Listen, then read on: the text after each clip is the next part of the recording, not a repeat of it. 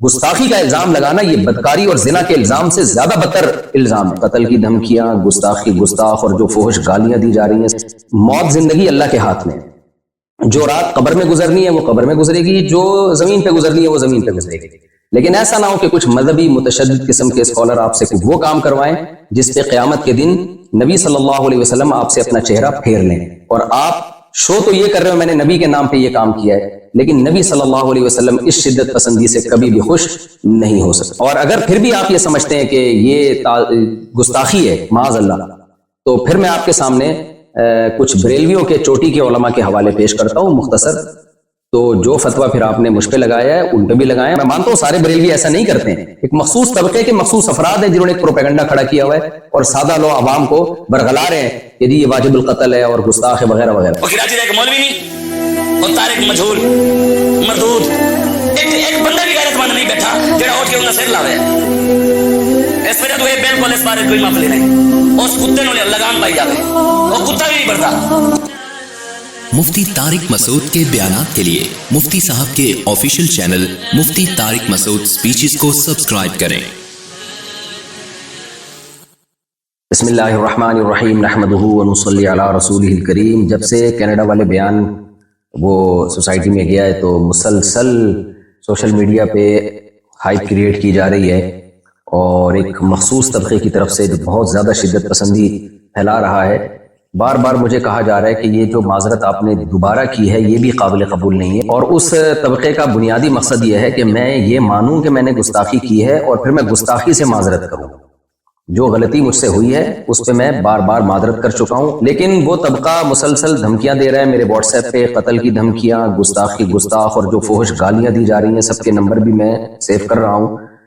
تو یہ سب کچھ چل رہا ہے میرے ساتھ، تو مجھے خیال ہوا کہ میں ایک علمی لحاظ سے بہرحال میں اس پہ ایک ویڈیو ریکارڈ کرواؤں، کیونکہ جو کچھ میرے مخلص لوگ ہیں، بعض لوگ، میجورٹی نے مجھے گستاخ قرار نہیں دیا الحمدللہ، میجورٹی علماء نے، بلکہ انہوں نے اس کو ایک غلطی ضرور قرار دیا، علمی غلطی، گستاخ قرار نہیں دیا۔ لیکن بعض ہمارے ہی بڑوں سے، بعض ہمارے ہی لوگوں نے بھی اس کو گستاخی سے تعبیر کیا، اور پھر یہ کہا کہ مفتی صاحب نے جب گستاخی سے معذرت کر لی ہے تو اب ان کی جان چھوڑ دو۔ تو اس کو بھی بعض شدت پسند لوگ کہہ رہے ہیں دیکھو ان کے اپنے بڑے کہہ رہے ہیں کہ انہوں نے گستاخی کی ہے۔ اس لیے مجھے گستاخی کے لفظ کو ایکسپلین کرنا بہت میرے لیے ضروری ہو گیا ہے۔ وجہ اس کی ہے کہ جو مخصوص طبقے کے کچھ لوگ ہیں جو ان کے لیڈر بہت زیادہ شدت پسندی پھیلا رہے ہیں، اور اپنی عوام کو، جو عام لوگ ہیں نا، ان کو بہت زیادہ اکسا رہے ہیں میرے قتل پہ۔ کھلی ویڈیو میں جب اتنا اکسا رہے ہیں، آپ یہ ویڈیو کلپ دیکھ سکتے ہیں۔ وہ کراچی کا ایک مولوی نہیں اور طارق مجہول مردود، ایک بندہ بھی غیرت مند نہیں بیٹھا جڑا اٹھ کے انہاں سر لاوے اس وجہ تو یہ بالکل اس بارے کوئی معاملہ نہیں، اس کتے نوں لگام پائی جاوے، وہ کتا بھی نہیں بڑھتا۔ جب کھلی ویڈیو میں اتنا اکسا رہے ہیں تو بند کمروں میں کتنا اکساتے ہوں گے، اور میرے پاس جو الگ سے دھمکیاں آ رہی ہیں وہ الگ ہیں۔ لیکن جو لیڈر حضرات ہیں نا ایک مخصوص طبقے کے، وہ بار بار جو ہے نا گستاخ کی سزا سرتن سے جدا، نعرے بھی یہی لگ رہے ہیں۔ سر سید تھانے کے باہر جو ہمارا قریبی محلہ ہے، اس میں جو تھانہ ہے اس کے باہر بھی یہ نعرے لگائے گئے ہیں ایک کراؤڈ کی شکل میں کہ گستاخ کی سزا سرتن سے جدا، نبی کی ایک سزا سرتن سے جدا، سرتن سے جدا۔ تو میں اس گستاخ کے لفظ کو آج علمی انداز سے ایکسپلین کروں گا، تحقیقی جواب بھی دوں گا، الزامی جواب بھی دوں گا، کہ اگر آپ مجھ پہ گستاخی کے فتوے لگاتے ہیں تو پھر آپ ان لوگوں پہ بھی گستاخی کے فتوے لگائیں، تاکہ جو سادہ لوگ ہیں جو واقعی نبی صلی اللہ علیہ وسلم سے محبت کرتے ہیں لیکن وہ غلط فہمی کا شکار ہو گئے، وہ مجھ سے بدگمان ہو گئے کہ مفتی صاحب نے واقعی غلط گستاخی تو بہرحال کی ہے، بعض لوگ یہ کہہ رہے ہیں، تو میں نے جو غلطی کی ہے اس سے میں رجوع کر چکا ہوں، گستاخی میں نے نہیں کی ہے۔ تو اب میں اس پہ شروع کرتا ہوں۔ دیکھیے میرا جو بیان تھا، میں نے اس میں یہ بات کہی جو کہ غلط الفاظ تھے۔ میں نے کہا قرآن میں گرامر کے لحاظ سے یہ غلط ہے، لیکن اس کو ٹھیک نہیں کیا گیا۔ یہ قرآن کا میں معجزہ بیان کر رہا تھا کہ جو گرامر کے لحاظ سے مسٹیک ہوئی وہ باقی رکھی گئی، لیکن بیان کے دوران ہی مجھے خیال ہوا کہ یہ لفظ جو تعبیر ہے، جو الفاظ ہے، میرے منہ سے غلط نکل گئے۔ وجہ اس کی یہ ہے کہ قرآن پہلے ہے، گرامر کے اصول بعد میں وضع کیے گئے ہیں۔ گرامر قرآن کو دیکھ کے لکھی گئی ہے، نہ کہ قرآن گرامر کا محتاج ہے۔ یہ ایک ایسی حقیقت ہے جس کو میں اپنے لیکچروں میں پہلے بیان کر چکا ہوں، کئی بار بیان کر چکا ہوں کہ زبان گرامر کی محتاج نہیں ہوتی، گرامر زبان کی محتاج ہوتی ہے۔ مجھے بیان کے دوران ہی اندازہ ہو گیا کہ یہ الفاظ میرے زبان سے غلط نکلے ہیں، لہذا میں نے بیان میں ہی اس کی کریکشن کی کہ اگر ظاہری لحاظ سے اس میں کوئی غلطی لکھنے میں ظاہری لحاظ سے، ورنہ اس میں بڑی حکمت ہے، گرامر کی ایک مسٹیک اگر ظاہری इसलिए कह रहा हूं کہ تو وہ کریکشن کیا تھی جو میں نے چلائی بھی ہے کہ ظاہری لحاظ سے ہے، حقیقت میں نہیں ہے، ظاہری لحاظ سے. ظاہر کا مطلب یہ کہ حقیقت میں کوئی غلطی نہیں ہے، دیکھنے میں ایسا لگتا ہے کہ گرامر کے قاعدوں کے خلاف ہے. میرا خیال یہ تھا کہ اس سے لوگ مطمئن ہو گئے ہوں گے، لیکن وہ بھی میری غلطی تھی. مجھے اس میں اور اچھی طرح سے ایکسپلین بھی کرنا چاہیے تھا اور اسی بیان میں معذرت کر لینی چاہیے تھی. وہ بھی میں نے نہیں کی. یہ بھی جرم میرا ہے، اس کی بھی غلطی کا میں اعتراف کرتا ہوں. تو لیکن مقصد یہی تھا کہ حقیقت میں کوئی غلطی نہیں. ظاہری لحاظ سے غلطی کا مطلب کیا تھا کہ بھئی قرآن میں کچھ باتیں ایسی ہیں جو عام نحوی قاعدوں کے جو قاعدے بعد میں ایجاد کیے گئے ہیں ان کے خلاف ہیں. یہ بات صرف میں نے نہیں لکھی ہے، یہ اور بھی لوگ لکھ چکے ہیں، خود بریلوی علماء لکھ چکے ہیں. یہ دیکھیں مقدمہ تفسیر نعیمی، مصنف حکیم الامہ مفتی احمد یار خان نعیمی، یہ بریلویوں کے بڑے عالم ہیں. صفحہ نمبر 20 پہ لکھتے ہیں بعض کلمات نحوی قاعدے کے خلاف معلوم ہوتے ہیں لیکن وہ پڑھے ویسے ہی جاتے ہیں جیسے کہ ثابت ہو چکے. مثلا علیہ اللہ، اب دیکھیں قرآن کا عام قاعدہ ہے علیہ اللہ، لیکن قرآن میں لکھا ہے علیہ اللہ، یعنی گرامر کا عام قاعدہ ہے علیہ اللہ، لیکن پڑھا جا رہا ہے علیہ اللہ. اسی طرح وما انسانیہ الا الشیطان، اب عام قاعدہ جو نحو کے طالب علم جانتے ہیں یہ ہے وما انسانیہ، لیکن جو احمد یار صاحب ہیں، مفتی احمد یار صاحب جو بریلویوں کے بڑے عالم، وہ کہہ رہے ہیں کہ یہ بھی عام قاعدے کے خلاف ہے، ما انسانیہ ہے. اور تیسری مثال وہی دی ہے جو میں نے اپنے بیان میں دی تھی، لنسفعن بالناصیہ، تو یہ بھی انہوں نے مثال دی. اب میں پوری عبارت دوبارہ پڑھتا ہوں، مثلا علیہ اللہ ما انسانیہ لنسفعن وغیرہ. دوبارہ یہ عبارت پڑھ دیتا ہوں میں. یہ لکھتے ہیں بریلویوں کے عالم بعض کلمات نحوی قاعدے کے خلاف معلوم ہوتے ہیں لیکن وہ پڑھے ویسے ہی جاتے ہیں جیسے کہ ثابت ہو چکے. مثلا علیہ اللہ ما انسانیہ لنسفعن وغیرہ. تو محترم نے بھی یہ فرمایا کہ نحوی قاعدے کے خلاف معلوم ہوتے ہیں، جبکہ میں نے کیا کہا تھا بظاہر گرامر کے خلاف ہے، بظاہر گرامر کے لحاظ سے غلط ہے. تو میں نے تو پھر بھی بظاہر کا لفظ لگا دیا تھا. تو میں پھر بھی مانتا ہوں کہ میری غلطی تھی، مجھے بہت اچھی طرح سے ایکسپلین کرنا چاہیے تھا اور اسی وقت اپنے الفاظ سے رجوع کر لینا چاہیے تھا، لیکن بعد میں نے رجوع ریکارڈ کروایا. اس کی کیا وجوہات تھی، یہ بھی میری غلطی ہے، بغیر تعویل کے اس کو بھی اپنے کھاتے میں ڈالتا ہوں. لیکن اس عمل کو آپ گستاخی نہیں قرار دے سکتے. اگر آپ نے گستاخی قرار دینا ہے پھر بریلوی کے ان عالم کے عمل کو بھی اور ان کی عبارت کو بھی آپ گستاخی قرار دیں. اور میں نے تو ان الفاظ سے توبہ کر لی، ان عالم نے تو توبہ بھی نہیں کی. اب تک تو ہمارے پاس کوئی ایسا ریکارڈ نہیں ہے کہ انہوں نے الفاظ سے توبہ کی. تو اصل مدعا میرا یہ ہے کہ نہ میرے الفاظ کو آپ گستاخی پر لے جا سکتے ہیں، نہ تفسیر نعیمی کے مصنف کے الفاظ، بریلوی عالم کے الفاظ کو آپ گستاخی قرار دے سکتے ہیں. آپ ان کے الفاظ کو بھی علمی غلطی قرار دے سکتے ہیں، میرے الفاظ کو بھی علمی غلطی قرار دے سکتے ہیں. یہ علمی غلطی قرار دینے پر ہمیں کوئی اعتراض نہیں ہے، لیکن آپ اس عمل کو گستاخی مت قرار دیں، کیونکہ اگر یہ ہے تو میں گستاخ ہوں تو پھر یہ بھی گستاخ ہیں، اور وہ تمام علماء گستاخ ہیں جنہوں نے اس علمی نقطے کو اس انداز سے بیان کیا ہے. دوسری روایت دیکھیں، عن هشام بن عروة عن أبيه قال سألت عائشة عن لحن القرآن إن هذان لساحران، وعن قوله والمقيمين الصلاة والمؤتون الزكاة، وعن قوله والذين هادوا والصابئون، فقال يا ابن أختي هذا عمل الكتاب أخطأوا في الكتابة. رواه الطبري في تفسيره جلد نمبر 1 صفحہ نمبر 18. علامہ طبری رحمہ اللہ تعالیٰ اپنی تفسیر کی جلد نمبر 1 صفحہ نمبر 18 میں لکھتے ہیں، اور یہ روایت مصنف ابن ابی شیبہ میں بھی ہے. فرماتے ہیں کہ عبداللہ بن زبیر جو حضرت عائشہ کے بھانجے تھے، انہوں نے سیدہ عائشہ رضی اللہ تعالی عنہا سے قرآن کی بعض آیتوں کے متعلق پوچھا. ظاہر ہے وہ آیتیں عام گرامر قاعدوں سے ہٹ کر تھی. تو حضرت عائشہ رضی اللہ تعالی عنہا سے ان کی جب تفسیر پوچھی تو حضرت عائشہ نے فرمایا کہ یا ابن اختی، ہے میرے بھانجے، ھذا عمل الکتاب اخطئوا فی الکتابہ، یہ کاتبوں کا عمل ہے جنہوں نے کتابت میں خطا کی ہے. تو یہاں بھی سیدہ عائشہ کا مطلب، خطا کا مطلب یہ نہیں ہے کہ سچی مچی میں غلطی کی ہے، وہ خطا یہ بیان کرنے کے لیے بتا رہی ہیں کہ یہ جو عام قاعدے جو گرامر کے اصول کیے گئے ہیں یہ عام قاعدوں سے ہٹ کر انہوں نے اس کو لکھا ہے. جمہور حضرات نے یہی مفہوم بیان کیا اس کا.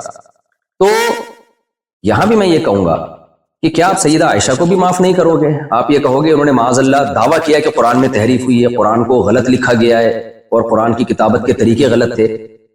یا علامہ طبری جو بڑے مفسر ہیں، جن کو دیوبندی بھی مانتے ہیں، بریلوی بھی مانتے ہیں، اہل حدیث بھی بہت بڑا مفسر مانتے ہیں، آپ ان کو گستاخ قرار دیں گے کہ انہوں نے سیدہ عائشہ کا یہ قول نقل کیا اور پھر سیدہ عائشہ کو گستاخ نہیں؟ کیونکہ آپ لوگ تو کہتے ہیں گستاخ کو گستاخ قرار نہ دینا بھی گستاخی ہے. تو کیا ہے معاذ اللہ آپ ان سب کو گستاخ قرار دیں گے؟ ظاہر ہے آپ یہ کہیں گے کہ ایک چیز ہے جس کو یہ اپنے الفاظ میں بیان کر رہے ہیں. اور پھر میں بار بار بتاؤں، یہ سب کا امت کا اتفاق ہے. میں مفسرین کے حوالے بھی دے سکتا ہوں اور میرے پرانے بیانات بھی مل جائیں گے اس پر کہ گرامر قرآن کی محتاج ہے، قرآن گرامر کا محتاج نہیں ہے. اس زمانے میں عربی کے قواعد و ضوابط منضبط نہیں کیے گئے تھے، گرامر کو بعد میں وضع کیا گیا ہے. تو جو اکثر قاعدے اور کلیے جو انہوں نے وضع کیے ہیں تو قرآن کی بعض آیتیں ان اکثر قاعدوں پر منطبق نہیں ہوتی تھی، لیکن ان کی بھی بہت سے حضرات نے تعویل کی ہے. جیسے لنسفام من ناسیہ میں عین کے بعد جو نون آ رہا ہے، تو نون میں بہت سے حضرات نے کہا ہے کہ یہ گرامر کے قاعدوں کے مطابق ہے، یہ گرامر کے قاعدے کے خلاف بھی نہیں ہے. مطابق اس لیے کہ یہ جو نون تاکید ہے نا، اس کو الف کے ساتھ بھی لکھا جاتا ہے، اس کی کچھ مثالیں بھی دی ہیں. تو یہ دونوں اقوال علماء میں پہلے سے چل رہے ہیں. کسی نے کہا کہ بعد میں جو قواعد و ضوابط وضع کیے گئے، بہت ساری چیزیں اس قاعدے پہ منطبق نہیں بیٹھتی، تو کوئی بات نہیں، اس سے قرآن کا غلط ہونا ثابت نہیں ہوتا. وجہ اس کی گرامر تو بعد میں آئی ہے. اور بعض نے کہا نہیں بھائی، گرامر جو اس دور میں گرامر تھی، جو اصل ہے اس کے شواہد بھی پیش کیے، انہوں نے دلائل بھی پیش کیے کہ اس کے مطابق یہ گرامر کے بھی عین مطابق ہے. تو یہ شروع سے اختلاف چلا آ رہا ہے اور یہ سب کی تعبیرات ہیں. ابھی تو میرا مدعا صرف یہ ثابت کرنا ہے کہ اگر مجھ سے الفاظ میں غلطی ہوئی ہے اور آپ اس کو گستاخی قرار دے رہے ہیں، جبکہ میں ان الفاظ سے غلطی سے بار بار رجوع بھی کر چکا ہوں، تو کیا آپ ان بڑے بڑے حضرات کو بھی معاذ اللہ نقل کفر گستاخ قرار دیں گے؟ تو ہمیں اس طرز عمل پہ غور کر لینا چاہیے. اب ہم آتے ہیں دوسرے مسئلے کی طرف، لفظ امی کی طرف. اس پر بھی مجھ پہ بہت زیادہ گستاخیوں کے فتوے لگ رہے ہیں کہ میں نے رسول اللہ صلی اللہ علیہ وسلم کے بارے میں یہ کہا ہے کہ آپ لکھنا پڑھنا نہیں جانتے تھے، اور کہا گیا ہے کہ یہ بھی گستاخی کی ہے. بعض لوگوں نے تو یہ کہہ دیا کہ میں نے نبی کو ان پڑھ کہا ہے، حالانکہ میں نے نبی صلی اللہ علیہ وسلم کی طرف ان پڑھ کے لفظ کی نسبت نہیں کی، اور میں اس لفظ نبی کی طرف ان پڑھ کے لفظ کی نسبت کو ادب کے خلاف سمجھتا ہوں. تو میں نے کہا ہے کہ آپ صلی اللہ علیہ وسلم لکھنا پڑھنا نہیں جانتے تھے. تو بعض حضرات نے یہ کہا ہے کہ نبی صلی اللہ علیہ وسلم جو تھے کسی انسان سے آپ نے نہیں سیکھا، اللہ نے آپ کو لکھنا پڑھنا سکھایا ہے. تو اس لیے میں نے جو یہ کہا کہ آپ لکھنا پڑھنا نہیں جانتے تھے، گویا یہ میں نے معاذ اللہ نقل کفر نبی کی گستاخی کی ہے، کیونکہ اللہ نے آپ کو لکھنا پڑھنا سکھایا تھا. دیکھیے یہاں بھی میں آپ سے عرض کروں گا، اگر آپ کی یہ رائے یہ ہے کہ اللہ نے نبی کو لکھنا پڑھنا سکھا دیا تھا، اور ہماری رائے یہ ہے کہ اللہ نے نبی کو لکھنا پڑھنا نہیں سکھایا تھا، آپ یعنی جب تک آپ صلی اللہ علیہ وسلم دنیا میں رہے، آپ صلی اللہ علیہ وسلم امی ہی رہے، اس معنی میں کہ آپ نہ لکھنا جانتے تھے نہ پڑھنا جانتے تھے. تو اگر ہماری یہ رائے کا آپ سے اختلاف ہے تو اس کو ایک علمی اختلاف کہا جائے گا، اس کو بھی گستاخی نہیں کہہ سکتے. گستاخی آپ اس عمل کو جب کہیں گے جب ہم یہ دعویٰ کرتے ہیں کہ نبی لکھنا پڑھنا نہیں جانتے تھے، اور ہمارا مقصد اس سے معاذ اللہ نبی کی توہین ہو. ہم تو نبی کی تعظیم میں کہہ رہے ہیں کہ جو لکھنا پڑھنا نہیں جانتے تھے، پھر بھی انہوں نے ساری دنیا کو لکھنا پڑھنا سکھایا ہے، ساری دنیا میں علوم بانٹے ہیں، یہی تو نبی کا معجزہ ہے. اور جتنے بھی علماء ہیں لفظ امی کو جب ایکسپلین کرتے ہیں تو ایکسپلین میں ان کی مراد تعظیم ہی ہوتی ہے، توہین مراد نہیں ہوتی. شاید میں نے جس طرح سے ایکسپلین کرنا چاہیے تھا اس طرح سے ایکسپلین نہ کیا ہو، لیکن اس عمل کو آپ گستاخی نہیں قرار دے سکتے. تو اس میں بھی ہم اب دلائل کی دنیا میں جاتے ہیں. پہلے میں حدیث سے کچھ حوالے دوں گا آپ کے سامنے. تفسیر قرطبی جلد نمبر 7 صفحہ نمبر 299، اس میں عبداللہ ابن عباس رضی اللہ تعالیٰ عنہ کا یہ قول ہے، آپ وہاں جا کے سرچ کر سکتے ہیں. قال ابن عباس رضی اللہ عنہ، ابن عباس فرماتے ہیں کان نبیکم امیا لا یکتب ولا یقرأ ولا یحسب، قال اللہ تعالی وما كنت تتلو من قبله من کتاب ولا تخطه بیمینک. دلیل میں بھی وہی آیت پڑھی ہے عبداللہ بن عباس نے جو میں نے بیان میں پڑھی تھی، دلیل بھی وہی تھی. عبداللہ بن عباس رضی اللہ تعالیٰ عنہ فرماتے ہیں تمہارے نبی صلی اللہ علیہ وسلم امی تھے، لا یکتب نہ لکھنا جانتے تھے، ولا یقرأ اور نہ پڑھنا جانتے تھے.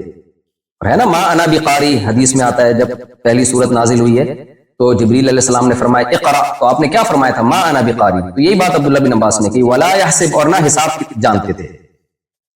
اور پھر آپ نے دلیل کے طور پہ قرآن کی آیت پیش کی وما كنت تتلو من قبله من کتاب ولا تخطه بیمینک، کہ آپ کے دائیں ہاتھ نے نہیں لکھا اس کو، اور آپ نے اس سے پہلے کبھی کوئی کتاب پڑھی نہیں. اور پھر علامہ قرطبی جو ہے حدیث کی کتاب سے عبداللہ بن عمر رضی اللہ تعالیٰ عنہ سے بھی یہ روایت نقل کرتے ہیں، عن ابن عمر رضی اللہ عنہما عن النبی صلی اللہ علیہ وسلم قال امت امیت لا نکتب ولا نحسب، ہم ایک امی امت ہیں، نہ ہم لکھتے ہیں نہ ہم پڑھتے ہیں. اچھا بعض لوگ ہو سکتا ہے ترجمے میں یہ گڑبڑ کریں کہ نبی صلی اللہ علیہ وسلم کے بارے میں جو عبداللہ بن عباس نے فرمایا کہ نبی نہ لکھتے تھے نہ پڑھتے تھے، تو اس سے یہ کہا ثابت ہوتا ہے کہ لکھنا اور پڑھنا نہیں جانتے تھے. بھائی جانتے تھے لیکن لکھتے نہیں تھے. لیکن اگلی حدیث میں اس کو کلیئر کر دیا، آپ نے فرمایا ہم امی امت ہیں، نہ لکھنا جانتے ہیں نہ پڑھنا جانتے ہیں. اگر ہم اس کا ترجمہ یہ کریں گے کہ ہم نہ لکھتے ہیں نہ پڑھتے ہیں تو یہ بات تو مشاہدے کے خلاف ہو جائے گی. بعض صحابہ تو لکھتے بھی تھے پڑھتے بھی تھے. تو اس میں نبی نے اپنی بارے میں بتایا کہ ہم امت یعنی من حیث القوم عرب میں لکھنا پڑھنے کا نہیں آتا تھا ان کو، مخصوص لوگ ہوتے تھے جن کو لکھنا پڑھنا آتا تھا. تو اگلی حدیث پہلی حدیث کے مصداق کو متعین کر رہی ہے کہ نبی صلی اللہ علیہ وسلم فرمایا ہم امی ہیں، نہ ہم لکھنا جانتے ہیں نہ ہم پڑھنا جانتے ہیں. اور یہ حدیث صحیح ہے، مسلم میں 1080 صراحتاً بھی ہے، جو میں آپ کے سامنے پڑھ دیتا ہوں. عن عبد الله بن عمر رضی اللہ عنہ يحدث عن النبي صلی اللہ علیہ وسلم قال انا امة امیۃ لا نكتب ولا نحسب. نبی صلی اللہ علیہ وسلم نے فرمایا کہ ہم امی امت ہیں، نہ ہم لکھنا جانتے ہیں نہ ہم حساب و کتاب کرنا جانتے ہیں. تو پھر بھی اگر آپ کا اختلاف ہے کہ نہیں بھئی نبی صلی اللہ علیہ وسلم کو اللہ نے لکھنا پڑھنا سکھا دیا تھا، تو یہ علمی اختلاف کہلائے گا. اس میں آپ کہیں گے ہمارے اس میں مفتی طارق مسعود صاحب سے اور جمہور امت سے اختلاف ہے. اس کو آپ گستاخی نہیں قرار دے سکتے. جمہور امت کا وہی عقیدہ ہے کہ نبی صلی اللہ علیہ وسلم لکھنا پڑھنا نہیں جانتے تھے، مگر یہ آپ کی تعریف ہے اور آپ صلی اللہ علیہ وسلم کی تعظیم ہے کہ جو نہ لکھنا جانتا ہو نہ پڑھنا جانتا ہو، پوری دنیا کو لکھایا بھی پڑھایا بھی، اور پوری دنیا علوم میں اس کی محتاج ہے. بعد از خدا بزرگ توئی قصہ مختصر، اللہ کے بعد کوئی صاحب علم ہے تو پیغمبر صلی اللہ علیہ وسلم. تو آپ کیسے میرے اس طرز بیان کو آپ گستاخی قرار دے رہے ہیں؟ یہ صحیح ہے بخاری حدیث نمبر 2731. یہ واقعہ کیا ہے؟ صلح حدیبیہ کا مشہور واقعہ. جب حدیبیہ میں صلح ہوئی نبی صلی اللہ علیہ وسلم اور صحابہ مشرکین مکہ کے درمیان، تو جو صلح میں معاہدہ ہوا تھا وہ ریٹن فارم میں لایا جا رہا تھا. آپ صلی اللہ علیہ وسلم نے سیدنا علی رضی اللہ تعالیٰ عنہ کو بلایا اور ان سے فرمایا کہ لکھو اکتب بسم اللہ الرحمن الرحیم، بسم اللہ الرحمن الرحیم سے لکھنا شروع کرو. آخر میں آپ صلی اللہ علیہ وسلم نے کیا لکھوایا حضرت علی سے؟ ھذا ما قضى علیہ محمد الرسول اللہ.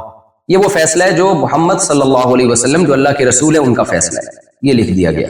مشرکین نے اس پہ بھی اعتراض کیا تو کہنے لگے فواللہ لو كنا نعلم انك رسول اللہ ما صددناك عن البيت ولا قاتلناك. بھائی اگر ہم آپ کو رسول اللہ مان لیں تو ہم آپ سے جھگڑا، پھر ہم آپ سے نہ قتال کرتے نہ ہم بیت اللہ میں آنے سے آپ کو روکتے. سارا جھگڑا ہی اس لفظ کا ہے کہ ہم آپ کو رسول اللہ نہیں مانتے، یہ لہذا یہ لفظ بھی آپ مٹائیں.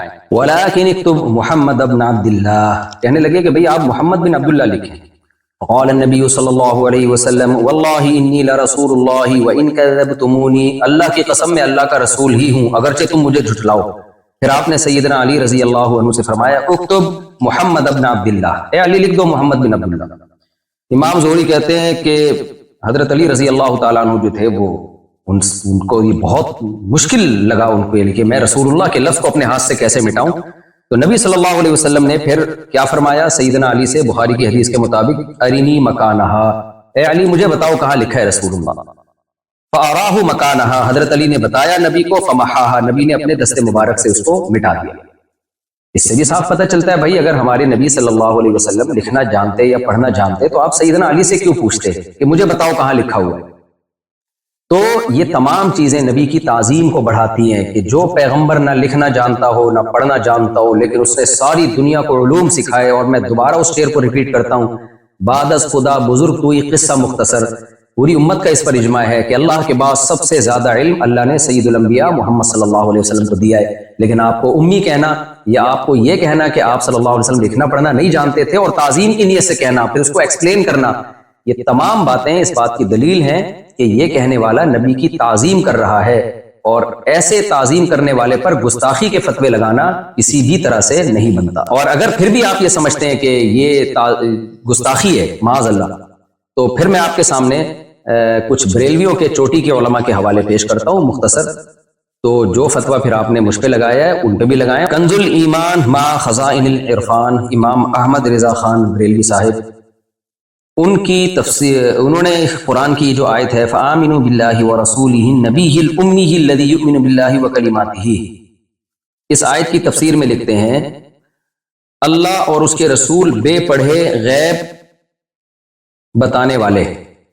الامی کا ترجمہ انہوں نے کیا بے پڑھے، حالانکہ میں نے بے پڑھے کا مطلب اردو میں ان پڑھ ہی سمجھا جاتا ہے، جبکہ میں نے تو لفظ بے پڑھے استعمال نہیں کیا. میں نے تو کہا آپ صلی اللہ علیہ وسلم لکھنا پڑھنا نہیں جانتے تھے، جبکہ جناب احمد رضا خان بریلوی نے تو بے پڑھے کا لفظ نبی صلی اللہ علیہ وسلم کے لیے استعمال کیا ہے.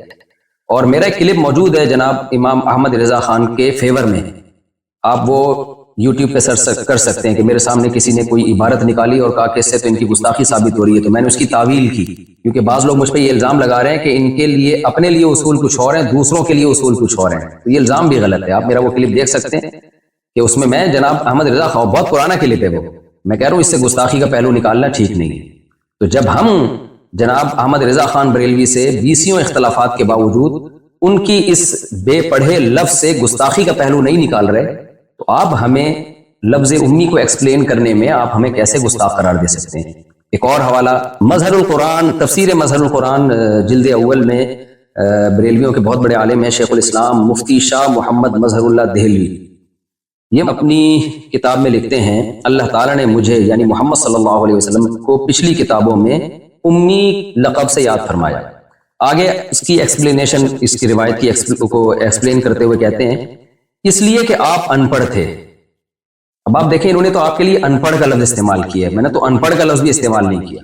پھر آگے کہتے ہیں یا اس وجہ سے کہ آپ ام القریٰ یعنی مکہ میں پیدا ہوئے تھے، ان پڑھ ہونا حضور کے لیے بڑا فخر ہے، نہ کہ نہ پڑھے نہ لکھے اور وہی کے ذریعے سے بڑے بڑے لوگوں کو دنیا اور دین کے انتظام سکھائے۔ دوبارہ میں ان کے الفاظ کو ریپیٹ کر دیتا ہوں، کہتے ہیں اس لیے کہ آپ صلی اللہ علیہ وسلم ان پڑھ تھے، اور پھر آگے فرمایا کہ حضور کی ان پڑھ ہونا حضور کے لیے بڑا فخر ہے کہ نہ پڑھے نہ لکھے اور وہی کے ذریعے سے بڑے بڑے پڑھے لکھوں کو دنیا اور دین کے انتظام سکھائے۔ یہی بات تو ہم پورے بیان میں کہتے رہے ہیں، پھر بھی ہم نے ادب میں ان پڑھ کا لفظ استعمال نہیں کیا، لیکن جو بریلویوں کے یہ بڑے عالم ہیں انہوں نے تو ان پڑھ کا لفظ بھی استعمال کر لیا اور نہ پڑھے نہ لکھے کا لفظ بھی استعمال کر لیا، اور ان کو اس طرح کی باتوں کو ہم نے یہی کہا ہے کہ بھائی ان کا مقصد نبی کی تعظیم تھی، توہین نہیں تھی۔ پورا میرا بیان جو کینیڈا میں ہوا ہے پورا نبی کی تعظیم اور قرآن کی صداقت پہ بیان ہوا ہے۔ آپ مجھے گستاخ قرار دیتے ہیں میرے ان جملوں کی وجہ سے، تو پھر آپ ان بزرگوں کی طرف بھی آئیے اور ان کو بھی آپ گستاخ قرار دیں۔ فتاوی رضویہ جلد نمبر 14 صفحہ نمبر 237، اس میں جناب احمد رضا خان بریلوی صاحب لکھتے ہیں کیا یحرفون الکلم عن مواضعہ کے سر پر سینگ ہوتے ہیں؟ اب آپ بتائیے قرآن مجید کی آیت کے لیے یہ الفاظ استعمال کرنا، یحرفون الکلم عن مواضعہ کے سر پر سینگ ہوتے ہیں، کیا اس سے بے ادبی نہیں جھلکتی؟ لیکن ہم تو تعویل کرتے ہیں کہ بھائی ان کا مقصد بے ادبی نہیں تھا، زور خطابت میں اور قلم کے زور میں انہوں نے ایک بات بیان کی اور مقصد سامنے والے کی بے ادبی تھی۔ لیکن اول نظر میں آپ کو کیا لگ رہا ہے؟ دوبارہ میں پڑھ دیتا ہوں، یہ کیا کہتے ہیں یحرفون الکلم عن مواضعہ، کیا یحرفون الکلم عن مواضعہ کے سر پہ سینگ ہوتے ہیں؟ یعنی ایسے ہی ہے جیسے کوئی کہہ لے کیا سورہ اخلاص کے سر پہ سینگ ہوتے ہیں، کیا قل اللہ کے سر پہ سینگ ہوتے ہیں، کیا سورہ فلق کے سر پہ سینگ ہوتے ہیں؟ تو آپ دیکھیں کہ یہ انداز بیان کیسا ہے۔ کیوں ہمارے جو بریلویوں میں جو متشدد حضرات ہیں اس کی تعویل کرتے ہیں؟ اسی لیے تعویل کرتے ہیں کہ وہ کہتے ہیں ان کی نیت یہ نہیں تھی۔ تو جب بھائی آپ کے لوگ اگر کوئی ایسا لفظ استعمال کریں جس سے گستاخی جھلک رہی ہو، لیکن آپ اس کو نیت کو ایکسپلین کرنے کا موقع بھی دیتے ہیں، ڈیفینڈ بھی کرتے ہیں، تو اگر یہ کام کسی دوسرے سے ہو جائے تو یہ کیا بات ہے کہ بھائی دوسروں کے لیے اصول کچھ اور اپنے لیے اصول کچھ اور۔